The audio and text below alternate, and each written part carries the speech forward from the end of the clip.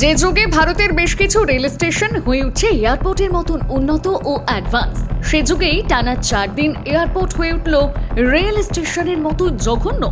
কোথাও দেখা গেল এয়ারপোর্টের মেঝেতে শয়ে শয়ে ঘুমোচ্ছে লোক, কোথাও বা লম্বা লাইন পড়েছে কিওস্কে, তো কেউ মেঝেতে বসেই খেলছে তাস, আবার বেশ কিছু প্যাসেঞ্জার খুব উগরে দিচ্ছে স্টপদের ওপর।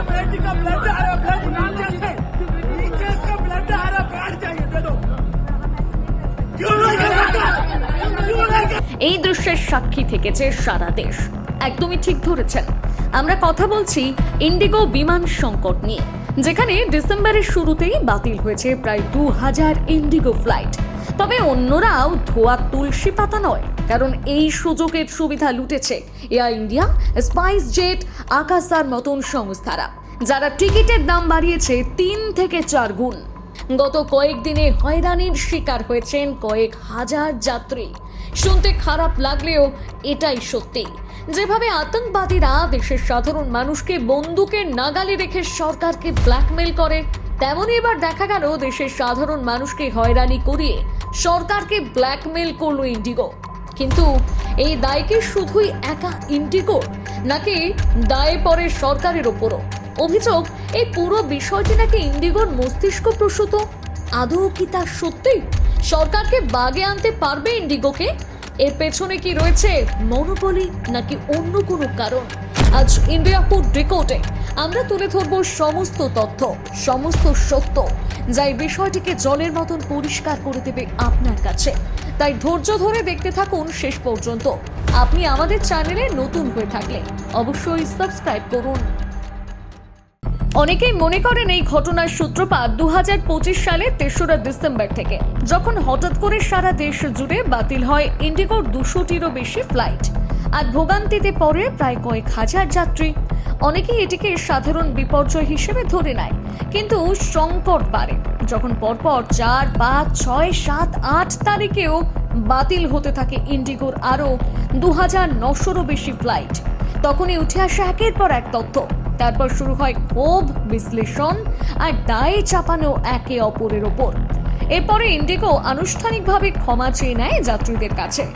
We've let you down when a major operational disruption happens, and we're sorry for that. তবে তারা তাদের পরিষেবা ব্যাহত হওয়ার জন্য দায়ী করে টেকনিক্যাল ইস্যু, শীতকালীন সময়সূচি পরিবর্তন, প্রতিকূল আবহাওয়া, যানজট এবং ডিজিসি এর সংশোধিত সময়সূচিকে। জানলে অবাক হবেন, চলতি বছরের গোটা নভেম্বর মাসেও ইন্ডিগো বাতিল করেছে প্রায় 1232টি ফ্লাইট। কিন্তু এই ঘটনার আসল সূত্রপাত হয় 2024 সালের জানুয়ারি মাসে, যখন ফ্লাইট যাত্রাকে আরো নিরাপদ এবং সুরক্ষিত করার জন্য ডিজিসিএ সারা দেশের সমস্ত এয়ারলাইন সেক্টরের ফ্লাইট ডিউটি টাইম লিমিটেশন অর্থাৎ এফডিটিএল নিয়মকে পুনর্বিবেচনা করে এবং চলতি নিয়মে বেশ কিছু সংশোধন করে। যে নিয়মগুলো সংশোধন করা হয় তার মধ্যে প্রথমেই ছিল প্রতিটি পাইলটকে সপ্তাহে 2 দিন অর্থাৎ 48 ঘন্টার ছুটি দিতেই হবে। আগে যা ছিল 1.5 দিন অর্থাৎ 36 ঘন্টা। দ্বিতীয় ছিল নাইট ডিউটি টাইম 12টা থেকে 5টার পরিবর্তে 12টা থেকে 6টা পর্যন্ত করা। অর্থাৎ ধরুন আগে কেউ সকাল 5টার পরিবর্তে 5টায় ডিউটি শুরু করলে তার ডে ডিউটি টাইম হিসেবে ধরা হতো, কিন্তু নতুন নিয়মে এটি নাইট ডিউটি টাইম হিসেবে ধরা হবে। তৃতীয় ছিল প্রতি সপ্তাহে মাত্র 2টি বিমান রাতে ল্যান্ড করাতে পারবেন পাইলট। আগে এই সংখ্যাটা ছিল 6, অর্থাৎ নাইট ল্যান্ডিং 6 থেকে কমিয়ে 2 করে দেওয়া হয়। চতুর্থ ছিল সমস্ত পাইলট এবং বিমান কর্মীদের পরপর 2 দিন নাইট ডিউটি দেওয়া যাবে সপ্তাহে একবার করে। আর পঞ্চমত ছিল পাইলট এবং বিমান কর্মীদের ছুটিকে সাপ্তাহিক বিশ্রামের মধ্যে ধরা যাবে না। নতুন আরও নিয়ম অনুযায়ী একজন বিমান কর্মী দিনে 8 ঘন্টা, সপ্তাহে 35 ঘন্টা, মাসে 125 ঘন্টা এবং বছরে সর্বোচ্চ 1000 ঘন্টা কাজ করবেন। সঙ্গে বিশ্রামের জন্য বাধ্যতামূলকভাবে নির্দিষ্ট সময় রাখতে হবে। দিনে কমপক্ষে 10 ঘন্টা বিশ্রামের সুযোগ থাকবে, যাতে পাইলট এবং কেবিন ক্রুরা সকলে পর্যাপ্ত বিশ্রাম পান। এতে কাজের সময় পাইলটদের ক্লান্তি কিংবা অসাবধানতার ফলে বড়সড় বিপদ ঘটার ঝুঁকি কমবে। আর ভারত সরকারকে সমস্ত এয়ারলাইন সংস্থার রোস্টার অর্থাৎ শিডিউল লিস্ট জমা দিতে হবে বাধ্যতামূলকভাবে। চলতি বছরে এয়ার ইন্ডিয়ার বিমান দুর্ঘটনার পর থেকে যেভাবে পাইলটদের ওপর আঙুল তোলা হয়েছে অনেক ক্ষেত্রে, সেদিক থেকে এই নিয়ম যে পাইলট এবং যাত্রী উভয়ের জন্য বেশ লাভজনক ছিল তা বলাই বাহুল্য। তবে এভিয়েশন কোম্পানিগুলো সরকারকে জানিয়ে দেয় এই নিয়ম লাগু করতে সময় লাগবে, তাই সময়সীমা যেন বাড়ানো হয়। ফলত সরকারের সাথে মতবিরোধ বাড়ে, মামলা গড়ায় হাইকোর্টে। হাইকোর্ট জানিয়ে দেয় একবারে না হলেও যেন 2 পর্যায়ে এই কাজ করা হয়, কিন্তু করতে হবে। যার মধ্যে প্রথম পর্যায়টি 2025 সালের 1 জুলাই থেকে এফডিটিএল এর 22টি নির্দেশিকা চালু হয়, বাকি 7টি 1 নভেম্বর থেকে চালু করার নির্দেশ দেওয়া হয়। আর তারপর থেকেই শুরু হয় সমস্যা। অন্যান্য সমস্ত এয়ারলাইন সংস্থার ক্ষেত্রে সমস্যা না হলেও সমস্যা দেখা দেয় ইন্ডিগোর ক্ষেত্রে। অক্টোবর মাসে যেখানে ইন্ডিগোর অন টাইম পারফরমেন্স ছিল 84% বেশি, তা নভেম্বরে নেমে আসে 68% নিচে। ইন্ডিগো জানায় গোটা নভেম্বর মাসে তারা একাধিক সমস্যার সম্মুখীন হয়েও খুব কম উড়ান বাতিল করেছে, কিন্তু ডিসেম্বরে ইন্ডিগোর অন টাইম পারফরমেন্স 50-এ নেমে আসে। এরপর সেখান থেকে বর্তমানে 8%। আর তারপরে শুরু হয় একের পর এক সমস্যা। দেখা যায় ফ্লাইট বাতিল, যাত্রী বিপর্যয় সহ আরো অনেক সমস্যা। এরপর 5ই ডিসেম্বর সংস্থার তরফ থেকে ক্ষমা চেয়ে নেওয়া হলেও থামে না বিপর্যয়, চলতে থাকে সমস্যা আর ফ্লাইট বাতিলের ধারা। সবশেষে ডিজিসিএ পিছু হটে এবং সমস্ত নিয়ম 2026 সালের 10 ফেব্রুয়ারি পর্যন্ত বিলম্বিত করে দেয়। আর একটি নিয়ম শিথিল করা হয়, যেখানে বলা হয়েছিল পাইলটদের নেওয়া ছুটিকে সাপ্তাহিক বিশ্রামের যে নির্দিষ্ট সময়সীমা তাতে অন্তর্ভুক্ত করা যাবে না।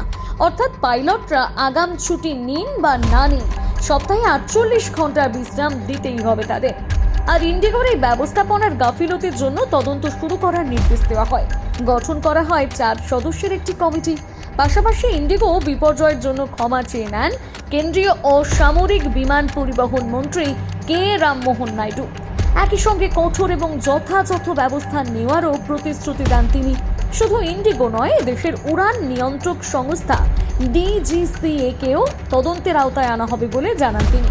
তিনি বলেন, ইন্ডিগো বিপর্যয়ের ক্ষেত্রে কিভাবে পরিস্থিতি মোকাবিলা করছে ডিজিসিএ তাও খতিয়ে দেখা হবে। শোকজ করা হয় ইন্ডিগো কর্তৃপক্ষকে। ইন্ডিগোর তরফ থেকে এই শোকজের জবাব দেওয়া হলেও তা নিয়ে সন্তুষ্ট হয়নি কেন্দ্রীয় সরকার। এরপর যাত্রীদের 827 কোটি টাকা ফেরানো হয় ইন্ডিগোর তরফ থেকে। এরপর এয়ারলাইন্স পাইলট অ্যাসোসিয়েশন অর্থাৎ এএলপি এর তরফ থেকে এই সমস্ত ঘটনার জন্য দায় করা হয় ইন্ডিগোকে। তারা জানায় ইন্ডিগো এই নিয়মগুলো লাগু করতেই চায় না, তাদের নিয়মই কম কর্মী বেশি কাজ। তাই 2 বছর আগে নিয়ম লাগু হলেও ইন্ডিগো ক্রু নিয়োগ বাড়ানোর পরিবর্তে নিয়োগ ফ্রিজ করে দেয়। পাইলট ইউনিয়নের বক্তব্য ছিল এই পরিস্থিতি বেড়েছে ইন্ডিগোর জন্যই, তারা চায়নি নতুন নিয়ম লাগু হোক, অতিরিক্ত ক্রুয়ের খরচা দিতে হোক। তবে সরকার ইন্ডিগোর জন্য নিয়ম শিথিল করতেই সরকারের পদক্ষেপ নিয়েও প্রশ্ন তুলেছে এএলপিএ। অন্যদিকে কংগ্রেস ও তৃণমূলের তরফ থেকে এই ঘটনার জন্য দায়ী করা হয় কেন্দ্রীয় সরকারকে। ভারতের পার্লামেন্টে দেওয়া তথ্য অনুযায়ী ইন্ডিগোতে পাইলট সংখ্যা চলতি বছরে 5463 থেকে 5085-তে নেমে আসে, যা মোট সংখ্যার 7%। সেই কারণে 7% ফ্লাইট বাতিল হওয়া উচিত, অর্থাৎ 140 থেকে 210টি, কিন্তু হয়েছে 1000-এরও বেশি। সেটা কিভাবে সম্ভব? তবে সরকার যে ইন্ডিগোকে এই ব্ল্যাকমেইলের জন্য রেয়াত করবে না তারও ইঙ্গিত পাওয়া গিয়েছে অসামরিক বিমান পরিবহন মন্ত্রী রামমোহন নাইডুর কাছে। তিনি রাজ্যসভায় জানিয়েছেন এমন পদক্ষেপ নেবেন ইন্ডিগোর বিরুদ্ধে যাতে তা উদাহরণ তৈরি করে একটা। ইতিমধ্যে সংস্থার কাছ থেকে তাদের 10% রুট নিয়ে নেওয়া হয়েছে, বিশেষ করে সেই সমস্ত রুট যেগুলোতে তারা পয়সা বানায়, যার পরে নড়ে চড়ে বসে সমস্ত এয়ারলাইন সংস্থা। তড়িঘড়ি প্রায় 14,000 পাইলট নিয়োগ করেছে 6টি বিমান সংস্থা। তবে এখনো মেটেনি তদন্ত, শেষ হয়নি সমস্যাও। এর শেষ কিভাবে হবে জানা নেই আমাদের। তবে এই ঘটনা একটা শিক্ষা দিয়ে গেল আমাদের, তা হলো মনোপলির প্রভাব।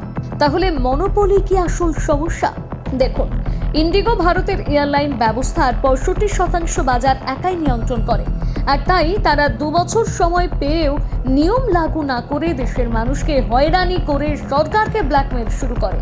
অন্যদিকে আমাদের টেলিকম সংস্থার আগে যেখানে Aircel, Uninor, Idea, Vodafone, Airtel, Reliance ছিল, সেখানে এখন একছত্ররাজ জিও এবং এয়ারটেলের। আগে আমাদের কাছে অপশন থাকতো কম বেশি প্ল্যান বেছে নেওয়ার, কিন্তু এখন যেহেতু মার্কেটে প্লেয়ারই দুটো, তাই অপশনও খুব কম, তাদের দামই আমাদের মেনে নিতে হয়। তেমনই সিমেন্ট ব্যবসাতেও একছত্ররাজ আদানি এবং জেএসডব্লিউর। এই মনোপলি বা ডুওপলি প্রকৃতপক্ষে ভারতবাসীর জন্য যে চিন্তার বিষয় তা কিন্তু স্পষ্ট। ইচ্ছাকৃত হোক বা অনিচ্ছাকৃত, কেবল একটি কোম্পানির জন্য ভবিষ্যতেও ভুগতে হতে পারে ভারতবাসীকে। এই গোটা ঘটনার জন্য আপনি কাকে দায়ী মনে করছেন অবশ্যই জানান কমেন্ট বক্সে।